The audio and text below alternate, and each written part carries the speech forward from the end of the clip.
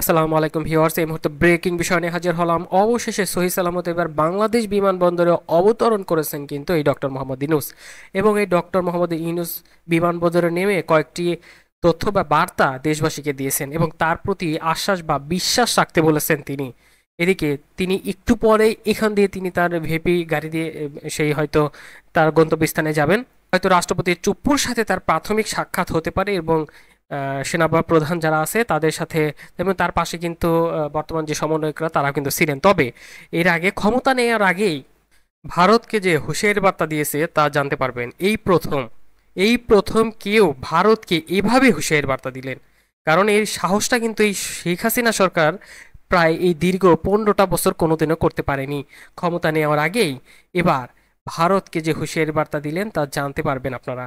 সেই সাথে আরো কি কি বিষয় উঠে আসবে তাও জানতে পারবেন। তবে আরো যে বিষয়, বিমানবন্দরে নেমে এবার বাংলাদেশ যেন দ্রুত গতিতে এগিয়ে যেতে পারে সেই বিষয়টা নিয়েই দেশবাসীকে বার্তা দিয়েছেন। আপনারা দেখছেন গাড়ি সকল রেডি হচ্ছে, একটু পরে হয়তো বের হয়ে যাবেন। তবে তিনি এখানে কি তথ্য দিয়ে গেলেন দেশবাসীকে বিমানবন্দরে নেমে, তা কি বললেন? তিনি বললেন, ডক্টর মোহাম্মদ ইউনূস বাংলাদেশ যেন দ্রুত গতিতে এগিয়ে যেতে পারে, আমরা সেই শপথ এখন নিব। দুপুরের পর আন্তর্জাতিক এই বিমানবন্দর সাংবাদিক সম্মেলনের এক তথ্য জানান এবং তিনি বলেন যে এখন আমাদের নতুন বিজয় এসেছে, এই নতুন বিজয় যেন কেউ ছিনিয়ে নিতে না পারে সে বিষয়টা আভাস দেন। নতুন বিজয়ের মাধ্যমে বাংলাদেশ নতুন বিজয় দিবস শুরু করলো, আমাদের এগিয়ে যেতে হবে। তরুণদের প্রশংসা করে এই ডক্টর মোহাম্মদ ইউনূস বলেন যে তরুণ সমাজ এটা সম্ভব করেছে, তাদের প্রতি আমার সমস্ত প্রশংসা এবং কৃতজ্ঞতা জানাচ্ছি। এরা এই দেশকে রক্ষা করেছে, এই দেশকে নতুনভাবে পুনর্জন্ম দিয়েছে। এই পুনর্জন্মে যে বাংলাদেশ পেলাম, সেই বাংলাদেশ জন্য অত্যন্ত দ্রুত গতিয়ে যেন এগিয়ে যেতে চলতে পারে, এটি হলো আমাদের শপথ। এটা আমাদেরও রক্ষা করতে চাই এবং এগিয়েও যেতে চাই। এভাবে দেন। বেশি সময় কথা তিনি বলেননি। সাংবাদিকদের অনেক প্রশ্ন করতে চেয়েছিলেন কিন্তু তিনি বলেছেন যে পরে কথা হবে, আমি তো এখন আসি, এভাবে বলেন। তবে এখন আমরা জানবো যে ইন্ডিয়াকে যেই হুঁশিয়ারি বার্তা দিয়েছেন আসলে কি তথ্য দিয়ে হুঁশিয়ারি বার্তা দিয়েছেন সেটা আমরা জানবো। তবে আরো একটু বিস্তারিত বিষয় তুলে ধরি।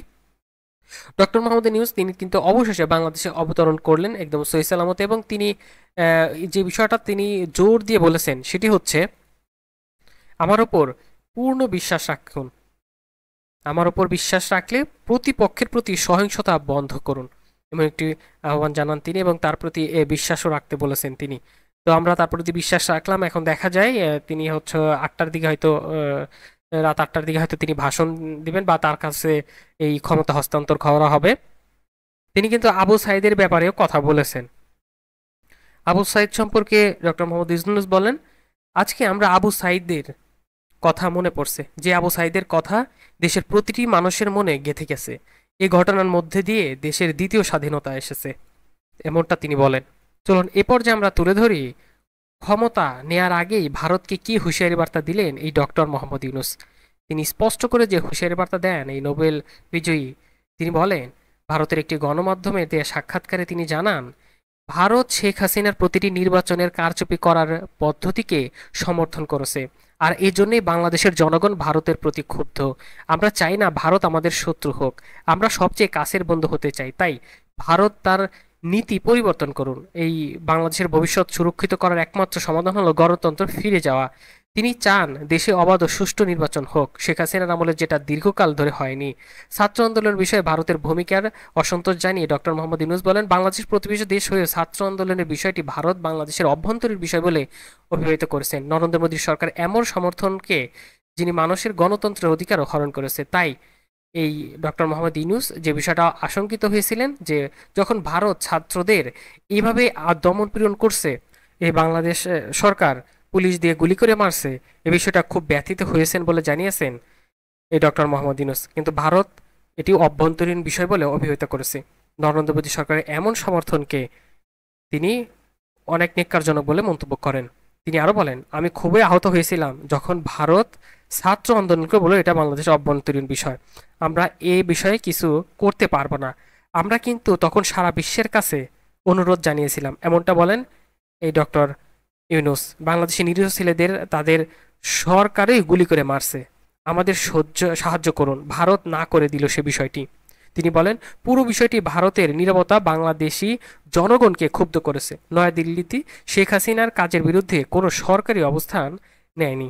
এক প্রশ্নের জবাবে এই ডক্টর ইউনূস বলেন, আপনার প্রতিবেশী বাড়িতে আগুন লাগলে আপনি বলতে পারেন না যে এটি তাদের অভ্যন্তরীণ ব্যাপার। এতে যদি আমাদের ক্ষতি হয় তাহলে তো আপনাকেও আঘাত করবে, কারণ বাংলাদেশে যদি বিশৃঙ্খলা হিংসা ছড়ায় তাহলে তা সীমান্ত ছড়িয়ে পড়বে। এটা তখন আটকানো যাবে না। সেই সাথে হুঁশিয়ারি বার্তা উচ্চারণ করেও কিন্তু এই ডক্টর ইউনূস বলেন, দেশ যদি অস্থিতিশীল হয় তাহলে কিন্তু আক্রমণ হতে পারে ভারতের অন্য জায়গাও। বিশেষ করে দেশে চলমান অস্থিতি নিয়ন্ত্রণ না করা গেলে তা প্রতিবেশী দেশ ভারত এবং মিয়ানমার সহ ভারতের সেভেন সিস্টার্স অর্থাৎ উত্তর পূর্ব অঞ্চলের 7টি রাজ্য ছড়িয়ে পড়বে বলে আশঙ্কা করেছেন এই ডক্টর মোহাম্মদ ইউনূস। বাংলাদেশ ফিরে অন্তর্বর্তী সরকার নেতৃত্বে দেওয়ার আগেই তিনি মঙ্গলবারে এমনটি তথ্য দেন ভারতীয় সংবাদ মাধ্যম এনডিটিভিকে দেয়া একটি সাক্ষাৎকারে বলেন, আইন শৃঙ্খলা ফিরিয়ে আনাই হবে নতুন সরকারের প্রথম কাজ। সেটা করা না গেলে, বাংলাদেশ স্থিতিশীল না হলে প্রতিবেশীর পক্ষেও তা বিপজ্জনক হবে। বাংলাদেশে অস্থিতিশীল হলে ভারতের উচ্চ পূর্ব অঞ্চল এবং পশ্চিমবঙ্গ মিয়ানমার সর্বত্র ছড়িয়ে পড়বে এই প্রভাব, বলেন এই ডক্টর ইউনূস। বাংলাদেশ 17 কোটি থেকে 18 কোটি মানুষের দেশ। জনসংখ্যার বেশিরভাগ যুব সম্প্রদায়। জীবনের তারা কেউ কখনো ভোটই দিতে পারেনি। সেই অধিকার ফিরিয়ে দেয়াই হবে প্রধান কাজ, এমনটা বলেন এই ডক্টর মোহাম্মদ ইউনূস। এছাড়াও আরো অনেক কিছু তথ্য দেন।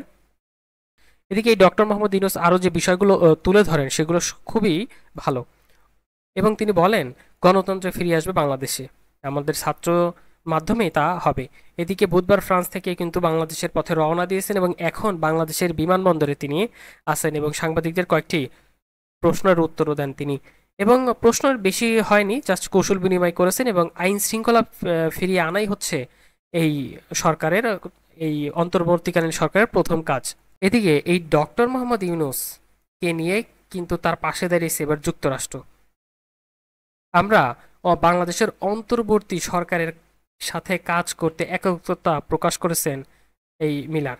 তিনি বলেন, মানুষের গণতন্ত্রের ভবিষ্যৎ নিশ্চিত করতে তারা বাংলাদেশের অভ্যন্তরীণ সরকারের সাথে কাজ করতে প্রস্তুত। একই সঙ্গে বাংলাদেশের চলমান পরিস্থিতির দিকেও নজর দিচ্ছে তারা। মার্কিন পররাষ্ট্র দপ্তরের নিয়মিত প্রেস ব্রিফিংয়ে দপ্তরের মুখপাত্র ম্যাথিউ মিলার তিনি জানিয়েছেন, বাংলাদেশের ঘটনার দিকে নজর রাখছি। আমরা স্পষ্টতই অন্তর্বর্তী সরকার প্রধান হিসেবে ডক্টর মোহাম্মদ ইউনূসের নিয়োগ দেখছি। এক প্রশ্নের জবাবে এই ম্যাথিউ মিলার বলেন, আমরা মনে করি অন্তর্বর্তী সরকার বাংলাদেশের দীর্ঘমেয়াদী শান্তি ও রাজনৈতিক স্থিতিশীলতার প্রতিষ্ঠায় গুরুত্বপূর্ণ ভূমিকা পালন করবে।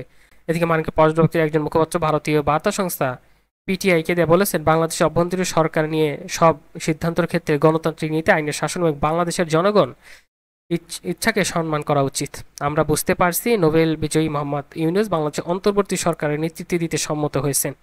আমরা কিছুক্ষণের মধ্যেই কিন্তু বিমানবন্দর ছেড়ে তার প্রথম যে কাজটা হয়তো সেনাপ্রধানের সাথে এবং সেই সাথে রাষ্ট্রপতি চুপ্পু সাহেবের সাথেও দেখা করবেন, কারণ রাষ্ট্রপতি চুপ্পুর মাধ্যমেই তিনি কিন্তু ক্ষমতা গ্রহণ করবেন এবং ক্ষমতা গ্রহণ করার পরে সেনাবাহিনীকে তিনি প্রধানকে সরিয়ে দিবেন বা রাষ্ট্রপতিকে সরিয়ে দিবেন কিনা সেটা সময় গেলেই বোঝা যাবে।